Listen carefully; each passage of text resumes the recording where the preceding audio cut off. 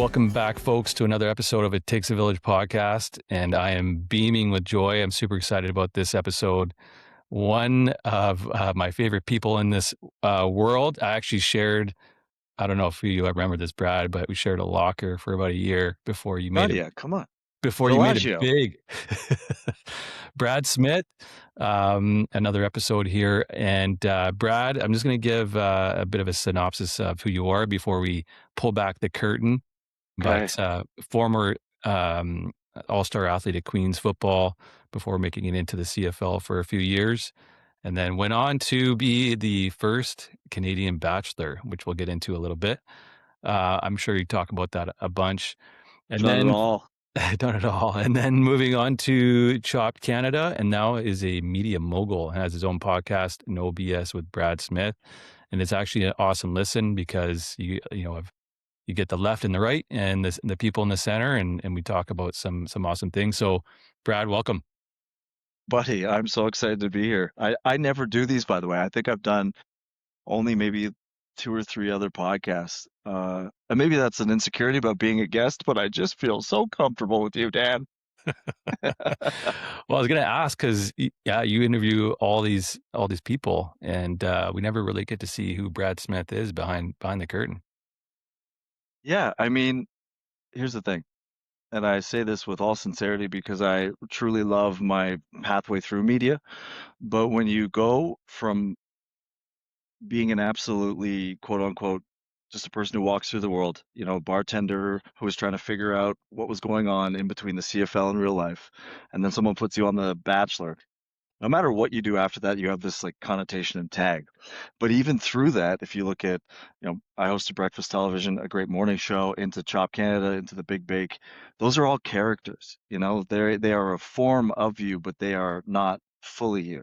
So even when you're doing live morning TV, you're the funny, goofy guy. That's your character. That's why you're there. Because there's a news person, there's the, lead female, there's the weather person, and I'm the goofy young guy. Mm-hmm. So going into radio and hosting a show every day and then transferring it to podcast, I actually really get to be myself. It's just the podcast is all interviews, so it's just me asking questions, and the radio show you get to do this whole other thing live every day, which is just me being the guy that you know from the locker room, but just Mm-hmm. obviously slightly a little bit more PR'd. Mm-hmm. So the theme of this podcast is defining success. I mean, you've of all people that I've had on, uh, such a unique life. You've reinvented yourself many different times. Can you define success, like, and have you achieved it? That was weird. I've never had somebody say you've redefined yourself, and that kind of hit me kind of weird. Because I don't think that listen, I've grown and I've matured. Obviously, you probably know that more than a lot of people. But I think I've always stayed within the parameters of exactly who I am. I just was always a different form of a personality inside of me. And that sounds kind of chaotic and crazy, but that's just what the job needed. On the outside of that, I think I've always stayed true to kind of being the Smitty character, or Mm-hmm. that being who I am. Because the real people who only know me call me Smitty. Like, nobody. But it's hard to define success because I don't think in my mind I'll ever get there. I know what a goal is and I know what the end point is and I know what I'm chasing. But even when I chase that and I've achieved that, somehow it doesn't feel like success because there's something else that I want to do after that, because it's like whether that's athlete mentality or whatever. But I define the successful points as when I've hit the lows, and I've gone through the ups and downs. And when you're in the downs, I find that the first step forward out of there, we get out of that mentality of those failure points. That's the successful part. Mm-hmm. Like, that's what I'm chasing is, life is always about falling down, picking up yourself up by the boots and then moving forward. But you don't realize till you're older that that's a continual pathway that's always going to happen, and you always have to do it. And so when the first time it happens and you don't think you're ever going to do it, you get out of it, you're like, geez, this is what it's about. And then the next time Mm-hmm. you have, like, I thought this was only supposed to happen once. And then so I find like my most successful points are when I get out of the mire in my life and then I start feeling like I'm ascending. Love that. I want to dial back the clock a little bit. You are an all-star football player, Queens, and then moved on to the CFL. who I want to get into the people that mentored you or who inspired you. You talk Ooh, about your dad a lot, but are there football coaches, teachers, media people that through your teens, early 20s that you looked up to that mentored you? yeah. Um, Coaches is a good one. Obviously, my this isn't even a coach who was like a big part of my life. It's just I was in high school in Quebec in grade 11 and I was a quarterback. I couldn't really throw. We ran a running offense, so we were incredible. And I went to the provincial all-star game, and ironically it was called the Alouette Bowl, and who was it sponsored by? The Alouettes. Hmm. And my dad was the CEO and president of the Alouettes. So firstly, you get the why is this guy from a smaller league coming to play with all the provincial guys? And I'm quarterback and I'm sucking because all the other guys are really good. And halfway during the All-Star game, I'm terrible. I haven't completed a pass. I can't run. All the guys are bigger and stronger than me. And this coach comes up to me, and ironically, he is from Hudson, Quebec, my hometown. Knows my dad, knows my whole family, and he switched me from quarterback to receiver in this third quarter. And I went out and I had 9 catches for 147 yards and 2 touchdowns. And I'd never played receiver, and I was the MVP of the Alouette All-Star game. And so Unreal. everyone's like, "Oh, they wanted to hate you, right? Because you're dad." And I won't say his name, but he's one of the greatest guys I've ever met. He knows who he is if he's watching this, but he hates publicity. And I think about things like that, and every coach was a build on of that moment where I saw somebody look at me, know that I was struggling, understand the pressure and situation that I was in, didn't want me to be humiliated. He didn't know if I was going to actually go out and succeed, but he wanted to give me a chance not to fail. Mm, And I'll always love him for that because in that moment that changed my life and probably shows why I can be so versatile now, which is crap. Like, you're not going to be great at everything you do. But if someone is looking at you and you're putting the work, you're putting the effort, and you got a great mentality, like that's what success is. Like people go, "Oh, hard work pays off." Hard work doesn't pay off. You can work hard your whole life. It's not gonna pay off. Hard work and good attitude will pay off. Hard work, good attitude, and talent, well, then you're gonna be successful. Hard work, good attitude, talent, and then opportunity, and you're gonna be rich. wow. Yeah, that's incredible. Um, and then like at Queen's University, like you only played receiver, had all-star seasons. What was that transition like from Queens going into the CFL? Terrible, terrible.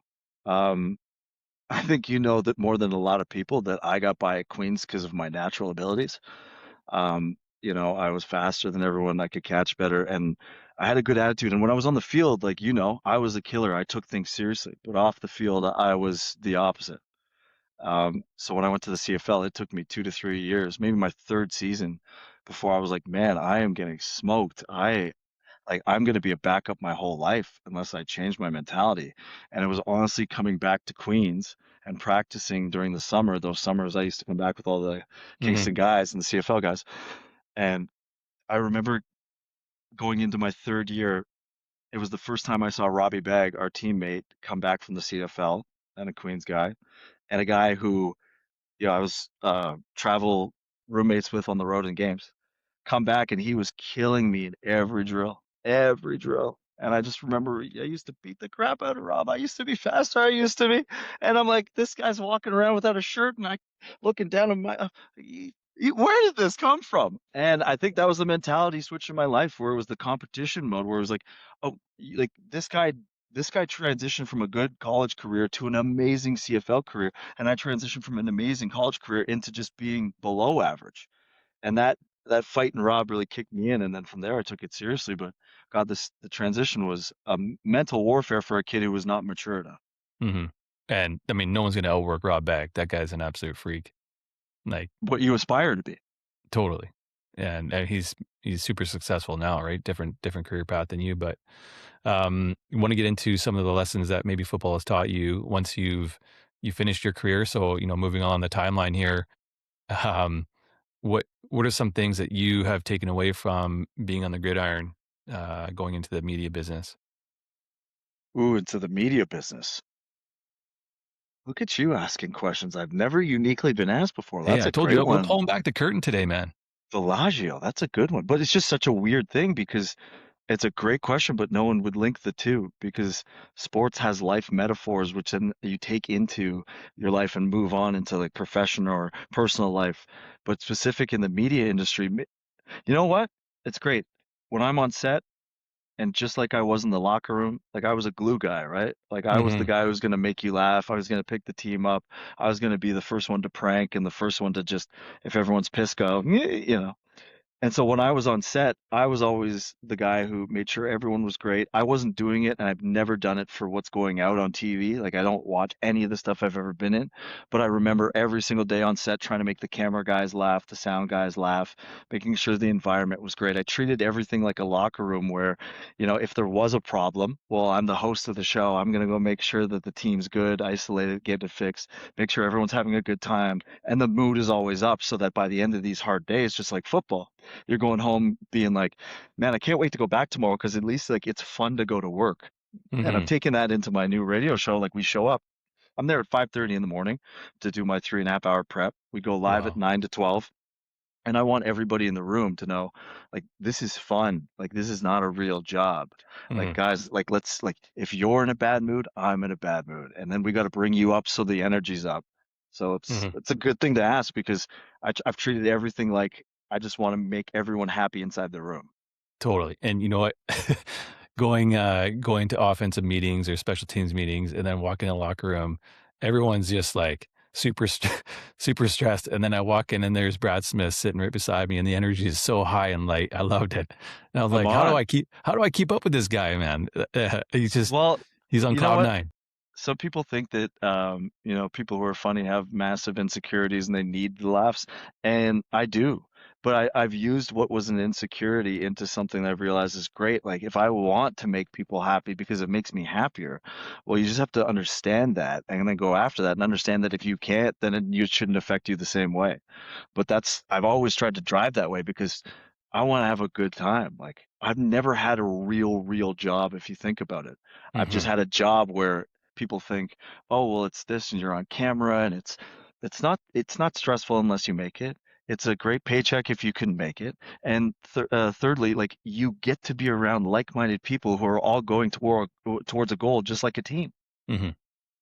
Was there a moment after football, so moving along the timeline again, was there a moment after football you're like, "What's next? What am I gonna do?" Dad.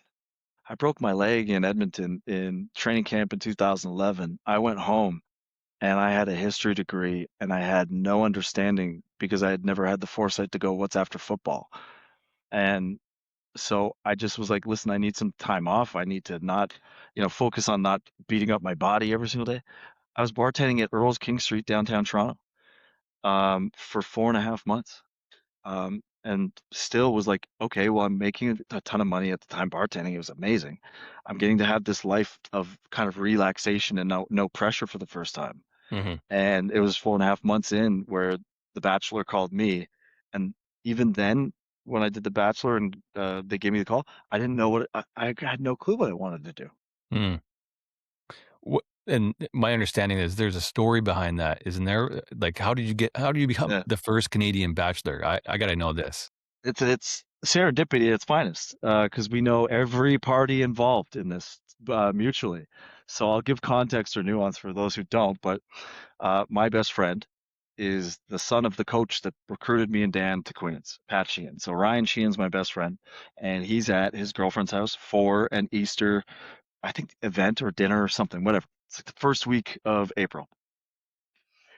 Their family member, their uncle, gets a call at the table because they're looking for the first Bachelor Canada. People applied. I didn't even know the show was out. They called for Ryan Sheehan's girlfriend's brother, Danny Brannigan. Mm, And they were like, "Do you think that Danny would want to be the Bachelor?" And because Danny was, a stud out of college, the first Canadian quarterback that is going to wear an Argos jersey or, to dress in a long time in a CFL game. And they're sitting there and they're going, "Oh, maybe that's a good idea. He's kind of a stud." And Ryan Sheehan, being the guy that he is, car salesman pitch right in the moment, goes, "No, no, no, I got the guy for you."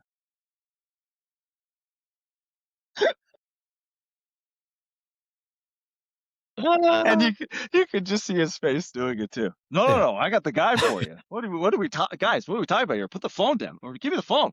Like, guys, what are we doing? Brad, come on, this is a no-brainer. So he soft pitches me to because the casting director is calling the uncle about Danny. The casting director is good friends with the uncle. Ryan pitches me. I'm in Barbados with my parents because I'm bartender. I'm making so much cash. I'm like I could take a couple days off. I get a call from the Bachelor Canada girl. She's like, "Hey, this is Heather Muir from the Bachelor Canada. I'm in Barbados." I go, "Yeah, what?"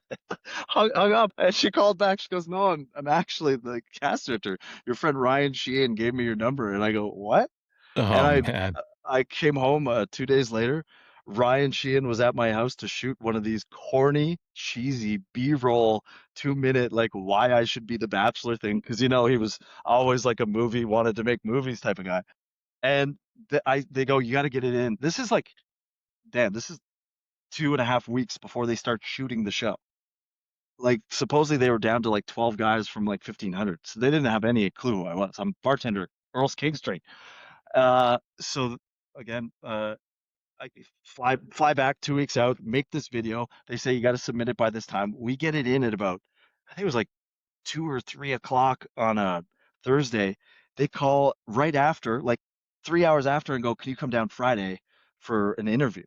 So Ryan stays over in my crappy one-bedroom apartment that had bed bugs, and legitimately bed bugs. Don't ever. That's no. It's traumatizing to me right Ah. now.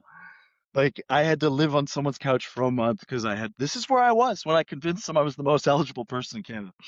Um, so then I go into the meeting the next day. Ryan drives me in, sit in this uh it's like a junior suite room that they turn into like this semi studio. So I'm sitting there, there's like 8 people around, there's cameras all around.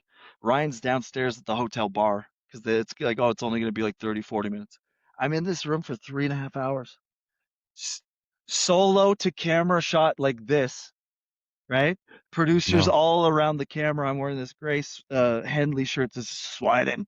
Ryan's in town. I got a drink the night before. And yeah, I left the room. They called me the next day, offered me the job. Unreal.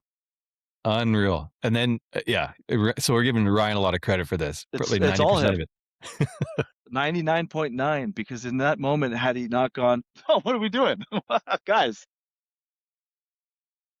Danny's a good guy. We love Danny. Danny's great, but hear me out. Yeah, here we go. Oh, man, that's unbelievable. Do you, do And people that's have where assumption opportunity comes in, right? None of the hard work, talent, or anything pays off unless you have somebody who opens a door for you. totally. Do people have assumptions about you because of that chapter in your life? Yeah. Oh man, I had another Queens girl, Kathleen Heffernan, stayed my friend since very famous producer now has won a Grammy. I remember her calling me back then and going, "Please don't do this, please." Like Brad, this is gonna ruin you. You don't understand what in LA what people think about the people who go on the show. Man. She's like, "I'm doing a job down here. You can come down and work on set with me." And I'm like, "Oh God, I'm gonna do it," because I just had an innate feeling like once I get the position, I could understand how to make it something else besides just this, you know, w- weird guy who wants to go on reality TV and date women. I just always had that perception. I'll get a chance from this. I can present myself in a good way. And but ever since you do that, no matter uh, now, like back then or 20 years from now, it's just such an anecdotal story for everybody. Mhm, Like mhm. I've done Chopped, a great show. I've done a lot of things, but if I could cure like an incurable disease tomorrow. It wouldn't read Brad Smith. It would read Bachelor Canada cures. Like Yeah, that's good point, just. But good you point. hate it at first, but you deal with it because at first you're trying to get away from it. I'm more than this. I'm more than this. And even if you do stuff that you proves that you're more and have talent, Mhm.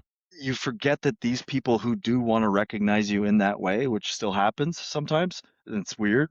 Yeah, 14 years later, yeah, it was a moment to them where they would at least come to say hi to you and it reorganizes your mind where man if I saw somebody and I was like god I loved you from this like you should be proud of the fact that somebody did actually like that stupid show for whatever it was for them in that moment yeah, totally, yeah.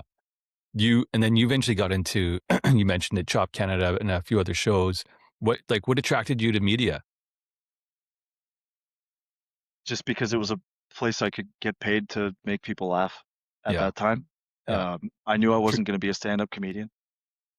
I knew I wasn't gonna be, an actor because that actually takes a lot of training and a good skill set. It's a lot harder than people think, and, um, I just it was either high level sales or making someone laugh for a living, and that was always my backup. So I was like, oh, I think I can take this in when I got Bachelor, I went to the morning show, breakfast television, right? And on BT, it taught me how to be on live TV, how to communicate with people like in a joking manner while taking the pressure off of being in front of the cameras and, at that time, a large audience in Canada.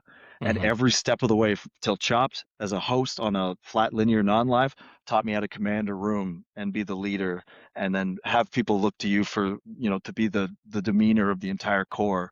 And then Big Bake, which was like a US co-pro that was big in the States, taught me like, oh, you can be on big levels with very famous judges, have a crazy situation, dress up like a ant character at 40 years old, have fun, but still be Mhm. serious on the inside. It was every step of the way, it was like a growth in, okay, media is different, but people think media is just like, hey everybody, welcome to this. And there's a lot of outside aspects that people don't appreciate, like being on set and being with people. And again, that team atmosphere that it's way more than just what comes out on camera. Mhm. But the And then people you're who now like it just for the camera are the people who either will succeed or will be seen to be the ones that are like, no, they're just doing it for themselves. yeah, and I mean, I'm a little bit biased because I know you, but I've been trying to follow you for the last, well, I mean, almost 20 years now that since we shared a locker, but I would say that you have a true calling in making people laugh and being in media. Leading into No BS with Brad Smith, a lot of awesome conversations that I think people are maybe afraid of having. And so I Yes. appreciate, the left and the right, and you often talk about it trying to get people from the far left and the far right and the center, et cetera. But like, what are you trying to dig into with that show? Honestly, it's a culmination of this is gonna sound so artsy, like I've thought about it, but it's just a culmination of me trying to finally be me in media. You know, I've always been a naturally curious guy. I've always been somebody who's not afraid of conversations or conflict.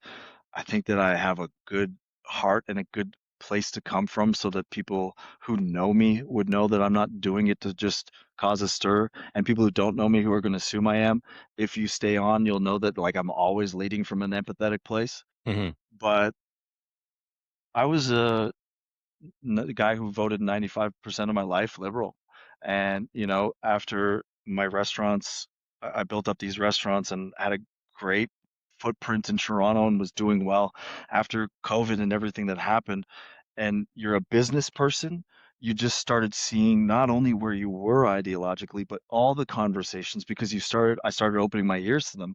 And rather than going, that's right, that's wrong, I just sat down and functionally went through my own process of how do I acclimatize? Because I am so, so socially liberal, but I find myself being fiscally drawn to more conservative values. Hmm. And knowing that my dad, who was at that time in politics for just over 11 years as a senator, has always been a staunch centrist, no matter what party he was with, just made me realize that I hadn't been aware of the way the world was working around me. Hmm. You know, I could tell you political stuff that was happening, but that was only from, watching little clips on the news or doing stuff, never like fully diving into, oh, this is the way it works. This is why this happened, or this is why my food cost is going up, or this restaurants were the greatest thing ever because it taught me to look at the world around me differently and the people that you deal with from every different background, black, white, brown, Asian, wherever, different ideologies, different religions, and then you're having all these conversations about food costs and food prices and why the government's doing this and oh my God, this went down because of this gas price, and you're like, oh, now I'm sitting during COVID with all this time and going, maybe I should just open my mind up. And it was really my girlfriend at the time who said, like, you have a mind for this stuff. Why not go into it? And then this came just into this radio show going, man, my whole life I'd be afraid of doing this because I'm on media where I get canceled for having any of these Hmm. conversations. But I'm not doing them maliciously. So if I'm going to get canceled, then I'm the wrong person to do that because again, I'm not going listen to this because of this. I'm going, this is out here. Why can't we just have a conversation about Totally. Yeah. Yeah. You talked about your dad, and it's a great segue.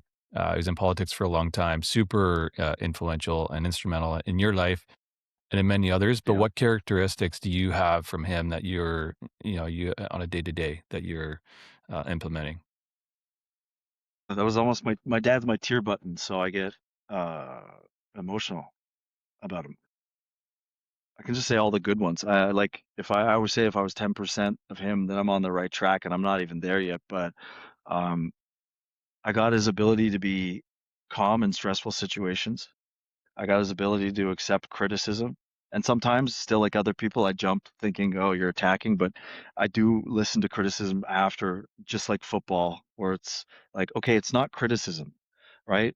Like in football, and for everybody who doesn't play, like if I run a corner route and I still catch the ball and I still make a great play, well, I want someone to tell me, well, you did this, great job, but you could have done this to be even better. And that's what I Mm, realize criticism is sometimes. Some people say crap just to say crap, but the real people who love you, it's just to get you better. So my dad has been, as I've gotten older, I've just realized how far I was trying to run away from who he was and the model that he lives, being consistent, being disciplined, being, understanding success isn't sexy. All those things I was trying to make success sexy and not be disciplined and still be successful. Like, no, there's a time frame when it's going to come up where you have to have all those things in order to be. And so just all the everything that great that he could have passed down, I'm trying to absorb, but it's a process because you can't be that guy. hmm You, yeah, he sounds like an amazing man. But what do you want Brad Smith's legacy to be?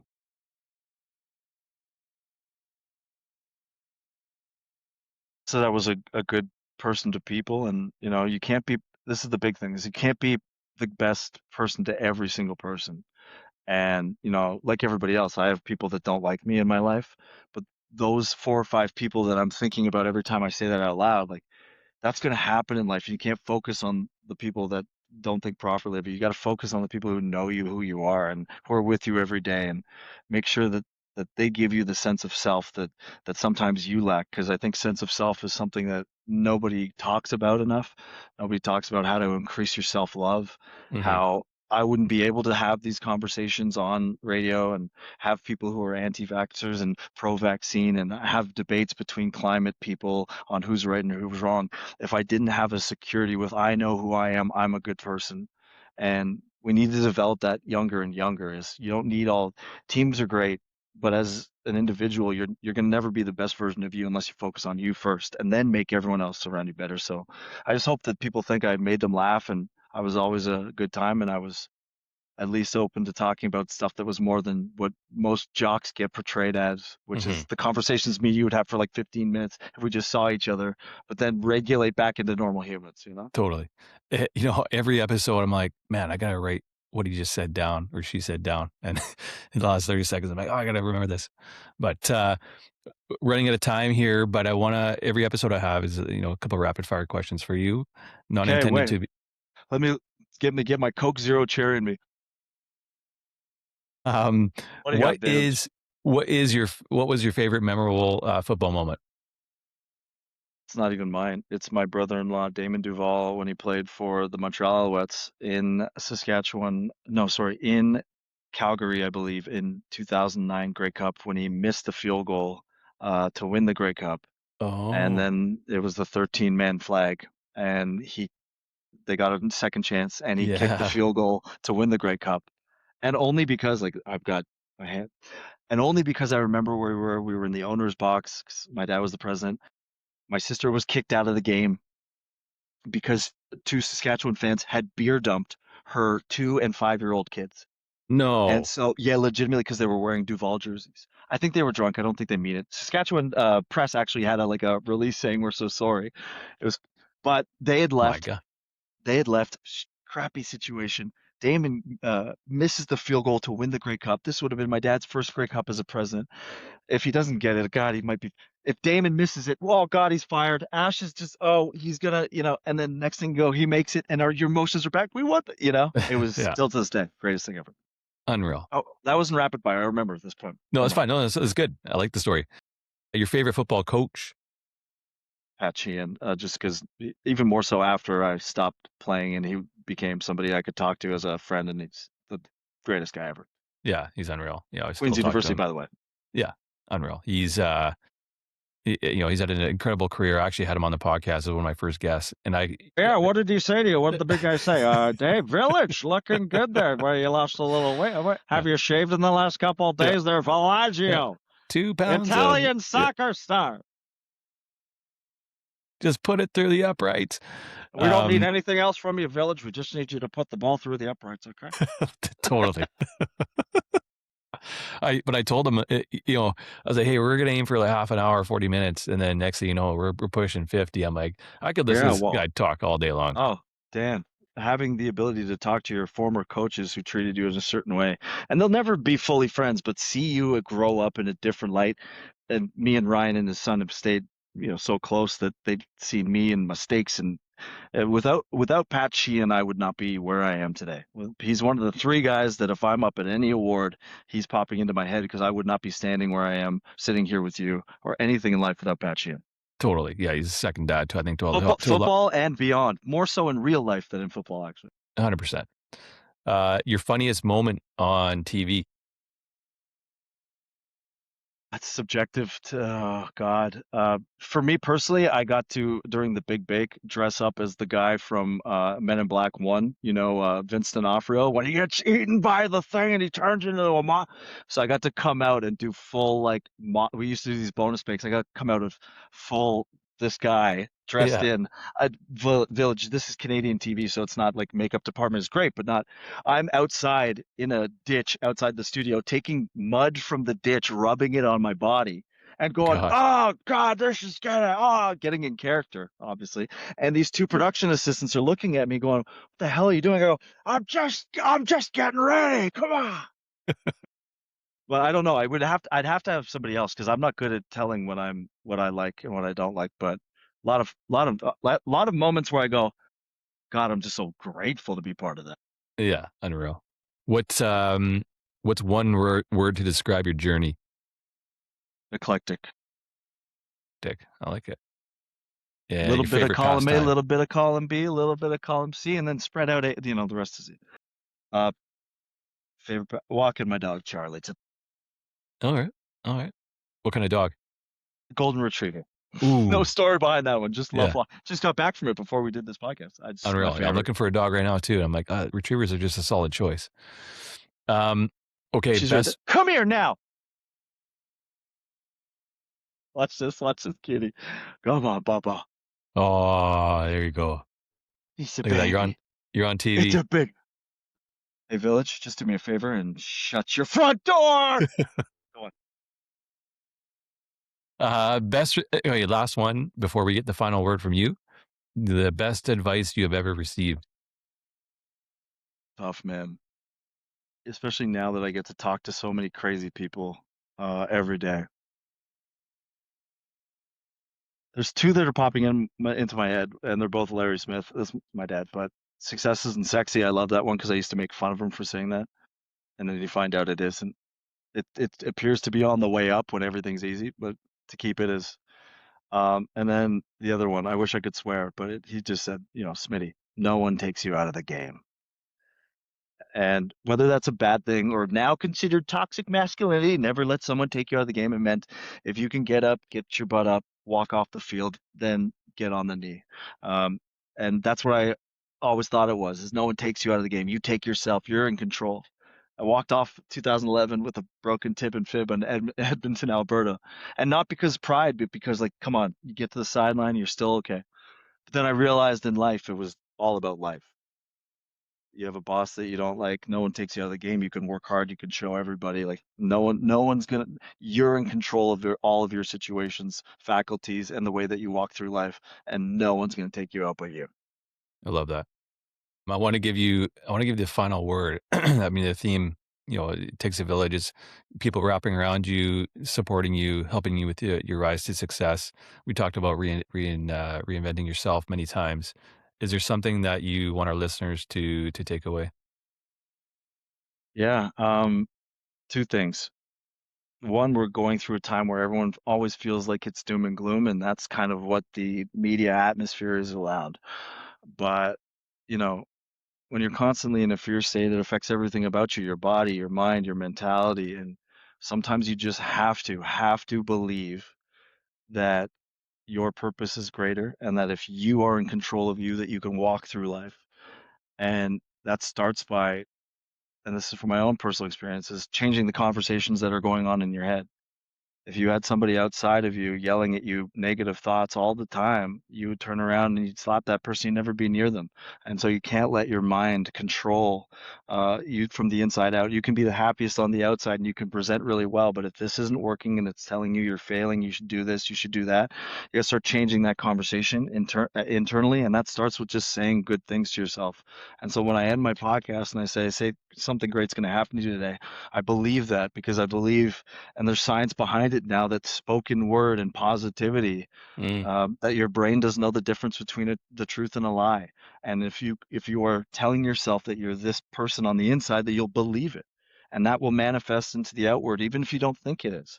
And so we got to start getting into this phase where everything's happening around us, but what we can do is control us first and foremost, and that starts with having good conversations with ourselves, making our mental health a priority, and that's every day. It's not going to someone and waiting so you have to go to someone to talk to someone. That's talking to you first. And then if it escalates where you need to, obviously go get help, but you got to help yourself. You got to put your mask on before you put somebody else's mask on, right? mm. I there's so much there that we can continue on the conversation, but just for the sake of time, maybe you have a part 2 down the road, but, I just wanna say Anytime. thank you. What's that? Anytime, buddy. Anytime. Oh, I love it. I just wanna say thank you for your time. I know, you're pulled in many different directions, but, um, this has been awesome. I hope you nothing but success with No BS with Brad Smith, the podcast and live radio show. Is there a way other ways that people can follow you? Yeah, at Brad C. Smith on my socials. As of next week, we're rolling out like our full video content platform. So all the interviews and everything will then be uploaded to Instagram and YouTube and all the good things. So it's been like a process to roll this out, but you know, the people who know me and follow me have like a little taste of it, but I've been really kind of curating this to just the live show and the podcast until the video, not for like my own insecurity, but I have this kind of, I can't do it unless it's semi perfect. And so now I have all this content and all these, I feel like I'm a decent enough, I don't want to say broadcaster because I don't want to be a broadcaster, but a decent enough version of myself on radio to be now rolling it out. And I'm excited because, I'll probably be canceled by a lot of people, but those are people that don't want you in the first place or don't take the time to understand you. But Mhm. also, too, you're going to open the eyes to a lot of people who are going to go, oh, crap, we just thought he was A, B, or C, and if this is the real version. Like, how do you get from there? Like, how do you become a guy who doesn't know 100% of anything but knows 50% of a lot of things? Like that's. I feel like we have to have those conversations and not just paint people into corners or pigeonhole them into who that we want them to be. And just, I'm not asking everyone to love me. It's just I'm at the point of self love where it's like, this is me, and you know what? If it works, it works. If it doesn't, hey, something else Yeah. will come down the line. Before we sign off, with that, the episode where you guys talked, you had, an economist and professor, one from Toronto, one from UBC about climate change. I'm like, you know what? That was such a cool dialogue. It did get kind of heated near the end, but I'm like, that's what you need so you can kind of meet in the middle and understand each other, right? But Yeah, I, like, I and if you think about it, right, whether you're pro or con against climate, whether you're for it or you're against it, whether you believe in it or not, like that's all up to you. But like when you watch that debate happen, you're like, oh, okay, well, I can see both points, and like if the fact, like, okay, I understand it. And like what I do and what I try to tell people to do is take what you heard and don't believe one or the other. Take what they've said, go fact check it. We have all the resources there to fact check it and Mhm, formulate your own opinion. That's what we're not totally. doing. We're like expecting these experts to tell us what their expertise is. And we don't know who they work for, who they get paid for, what their purpose is in saying that, but they're giving you facts. So take that facts, take all of them, and then go decide for yourself. Like, that's what I want people to do, not just believe me or not. Like I wanted the show to be to be called I Stand Un with a slash corrected. So it was like I stand corrected or I stand uncorrected. Ah. Just so that, but the branding is better with no BS. Well, let's be honest. But it's just like that's the whole ethos and goal of this is like have conversations, but don't determine your opinion or your values by those conversations. Take that information and go research yourself so that you, when you're having conversations, know what you're talking about, know who's telling you BS, and know if you're actually speaking in something that you shouldn't be speaking about. All right, man. With that, I wish you nothing but continued success, and let's do this again sometime soon. Villaggio, anytime, buddy. And appreciate you doing this. And just remember this, I'll take this from Riaz Menji, who's out on the West Coast, Vancouver guy, worked for BT for a while. He used to say every conversation counts, and it truly does. So when anybody watches this and seeing you doing this, doesn't matter how many views or follows or likes, this is going to hit somebody. And even if one person is benefited by this, that's why we talk. Awesome. I love it. Thank you. Yeah, buddy. Buddy.